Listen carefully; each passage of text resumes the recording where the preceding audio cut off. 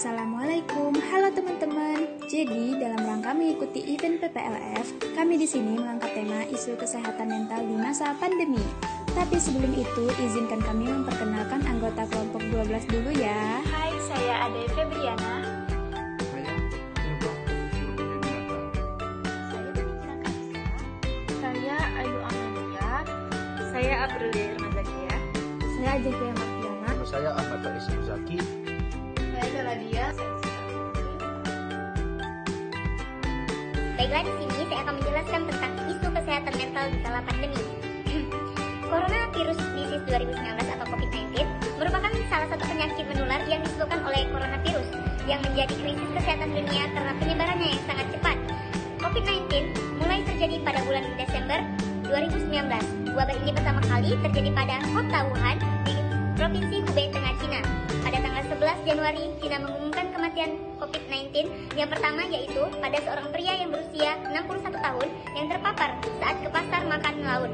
Di tengah peningkatan kematian di Tiongkok, kematian pertama di luar Cina yaitu pada seorang pria yang berasal dari Tiongkok di Filipina pada 2 Februari. Pandemi COVID-19 akan menimbulkan masalah kesehatan mental yang diperkirakan akan meningkatkan hari demi hari selama pandemi ini. Menurut WHO, peningkatannya tingkat stres dan kecemasan. Meningkatnya stres dan kecemasan pada pandemi ini disebabkan oleh media sosial terus-menerus mendiskusikan status pandemi dan adanya informasi yang tidak akurat atau berlebihan dari media tersebut, sehingga dapat mempengaruhi kesehatan mental dan menambahkan tingkat kecemasan dan mengakibatkan masyarakat merasa tertekan dan lelah secara emosional. Selain itu, karantina dan perubahan rutinitas juga menyebabkan kesepian, penggunaan alkohol, depresi sehingga perilaku bunuh diri. Menurut Riskesdas tahun 2013, gangguan mental emosional diantaranya yaitu kecemasan dan depresi. Gangguan mental emosional merupakan salah satu keadaan yang mengindikasikan seorang individu mengalami suatu perubahan emosional dan jika terus-menerus dapat berkembang menjadi keadaan patologis, sehingga penting adanya antisipasi untuk menjaga kesehatan jiwa masyarakat. Gangguan mental emosional juga didefinisikan sebagai kondisi yang dialami akibat adanya interaksi antara sumber daya yang ada di dalam diri individu dengan lingkungan yang ada di sekitar. Terdapat dua hal besar yang mempengaruhi kesehatan mental, yaitu faktor internal dan faktor eksternal. Faktor internal yaitu keseimbangan berpikir. Saat kita berpikir dan merasakan emosi tertentu, maka akan menghasilkan senyawa kimiawi yang disebut neuropeptida. Neuropeptida ini berfungsi sebagai pembawa pesan dan menyebar ke sel-sel di seluruh tubuh dengan membaca reseptor atau docking station sesuai untuk dapat menyampaikan pesan kepada DNA dalam sel. Sedangkan pada faktor eksternal yaitu faktor yang tidak kalah penting dalam mempengaruhi kesehatan mental seseorang. Di antaranya adalah stratifikasi sosial, interaksi sosial, lingkungan baik, lingkungan keluarga, sekolah, dan masyarakat yang di dalamnya juga tergantung lingkungan tempat tinggal yang ia dalami atau tempat. Jadi, kesehatan mental itu dipengaruhi oleh faktor dalam dan faktor luar diri seseorang, sehingga keduanya mempunyai posisi yang sangat kuat dalam kehidupan manusia. Yang kelima, faktor jarak dan isolasi sosial. Rasa keterasingan akibat adanya perintah jaga jarak telah mempengaruhi kondisi kesehatan mental mereka, seperti depresi dan bunuh diri. Yang keenam, stres dan trauma pada tenaga kesehatan. Sumber stres mencakup stres ekstrim atau karena penyakit dan trauma karena mengakibatkan pasien COVID-19 meninggal sendirian. Yang ketujuh, stigma dan diskriminasi. Sejak COVID-19 telah memuncul kasus bunuh diri di seluruh dunia. Misalnya di India, seorang pria bunuh diri setelah menghadapi boikot sosial dan diskriminasi agama karena dicurigai terinfeksi COVID-19. Selain faktor eksternal dan faktor internal, terdapat faktor lain yang mempengaruhi kesehatan mental dalam masa pandemi. Yang pertama adalah masalah ekonomi, di mana yang dipikirkan adalah bagaimana cara bertahan hidup dan memenuhi kebutuhan. Inilah menjadi faktor penurunan kesehatan mental. Yang kedua adalah masalah kesehatan fisik. Ketika imunitas seseorang berkurang dan kemudian terpapar, mereka akan merasa cemas dan takut. Itulah penyebab mengapa kesehatan mentalnya terganggu. Yang ketiga adalah aspek komunikatif, yaitu banyaknya informasi hoaks yang diterima selama pandemi COVID-19 yang membuat seseorang bingung untuk mencerna informasi secara benar sehingga dapat menimbulkan stres hingga gangguan kecemasan. Yang Yang keempat adalah faktor pendidikan, di mana pembelajaran jarak jauh menjadi faktor mengapa pendidikan menjadi alasan seorang mengalami penurunan pada kesehatan mentalnya. Anak-anak dituntut belajar dengan keterbatasan yang dimiliki seperti jaringan yang tidak memadai serta pelajaran yang sulit dimengerti. Dan yang paling berpotensi mengalami gangguan kesehatan atau COVID-19 adalah mereka yang sebelumnya sendiri berisiko tinggi bila mengalami isolasi, sebab jumlah teman yang bisa diajak berkomunikasi saat pandemi lebih terbatas. Kesepian dan isolasi sosial juga meningkatkan risiko depresi dan gangguan kecemasan pada anak-anak serta remaja.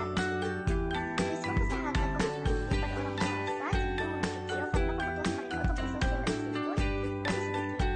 Berdasarkan penelitian, ada sejumlah faktor yang bisa meningkatkan risiko tersebut. Yang pertama, berjenis kelamin perempuan karena lebih rentan terhadap stres. Yang kedua, berusia produktif dan bebas menerima informasi dari media sosial yang bisa menambah tekanan. Yang ketiga, berpendidikan tinggi karena lebih sadar akan pentingnya kesehatan sehingga mereka lebih mudah terserang stres karena terlalu memikirkan ancamannya. Yang keempat, yang masih harus bekerja saat pandemi karena lebih khawatir tertular COVID-19. Yang kelima, apabila pendapatan yang berkurang atau bahkan kehilangan pekerjaan karena pandemi. Dan yang kelima, identifikasi penularan yang tinggi. Dengan banyaknya faktor dan kemungkinan seseorang mengalami gangguan mental di era pandemi, tidak dipungkiri kita harus memiliki berbagai solusi untuk mencegah. Yang pertama, berusaha untuk selalu terbuka, semakin menghindari masalah dan mencoba menutupi peristiwa dapat membuat keadaan semakin memburuk. Oleh karena itu, mencoba untuk memanfaatkan diri sendiri dan menumbuhkan kepercayaan menjadi salah satu cara terbaik untuk mencegah gangguan mental. Kedua, meditasi. Salah satu cara mencegah mental yang paling mudah yaitu melakukan rutin meditasi. Kegiatan relaksasi ini dapat menimbulkan pikiran positif dan membangkitkan semangat untuk menjalani aktivitas sehari-hari. Pasalnya, pikiran negatif yang sering muncul dapat menyebabkan seseorang menjadi cemas, stres, bahkan mengalami depresi. Ketiga, selalu bersyukur. Sudah kita ketahui bersama, manusia di dunia tentu tidak lepas dari permasalahan hidup. Hampir dapat dipastikan setiap orang memiliki masalahnya sendiri. Hal inilah yang kemudian harus disadari bahwa kita tidak hidup sendiri dan masih banyak orang di luar sana yang mengalami masalah yang lebih besar. Yang keempat adalah asah terus kemampuan diri. Cara lain menguatkan mental adalah dengan menyibukkan diri, mengasah kemampuan. Mengasah kemampuan ini dapat melalui latihan belajar, kursus online, atau mencoba strategi baru. Hal ini dilakukan supaya kita tidak merasa bosan, terus kemudian diri di dalam latihan mental dengan berolahraga. Olahraga merupakan cara lain untuk membuka mental. Sebuah kajian menunjukkan bahwa aktivitas fisik menurunkan gejala depresi pada orang-orang berpenyakit mental. Dalam masa pandemi seperti ini, melakukan olahraga ringan yang bisa dilakukan di rumah, misalnya push up, yoga, atau dengan cara berlari. Tips yang Pak berenang, berpikir positif. Faktor ini sangat berpengaruh dengan kita selama masa pandemi seperti ini. Salah satu upaya untuk berpikir positif adalah dengan menghindari berita dan topik-topik yang tidak tertentu yang dapat memicu kita untuk berpikir negatif. Konsumsilah berita-berita yang diperlukan saja untuk kita. Ini ada konsumsi makanan bergizi. Pada saat pandemi kita dianjurkan oleh para ilmuwan, para pemerintah untuk mengkonsumsi makanan yang mengandung protein, lemak sehat, karbohidrat, vitamin, serta mineral dan serat. Nutrisi tersebut dapat kita peroleh dengan mengkonsumsi buah dan sayuran. Berdasarkan penelitian dari Warsaw University of Life Science tahun 2020, mengkonsumsi makanan tersebut akan berpengaruh positif bagi kesehatan mental kita. Selanjutnya itu ada menjaga komunikasi dengan teman dan keluarga.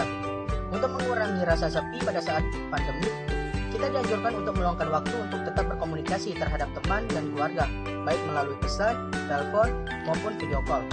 Dengan teman atau keluarga, kita dapat terus menjaga hubungan dan saling bercerita walaupun mengalami keterbatasan tempat.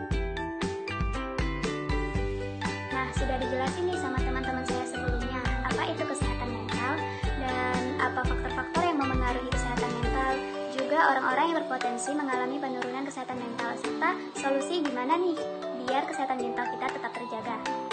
Itu saja pemaparan dari kelompok kami. Mohon maaf kalau ada yang kurang. Wassalamualaikum warahmatullahi wabarakatuh.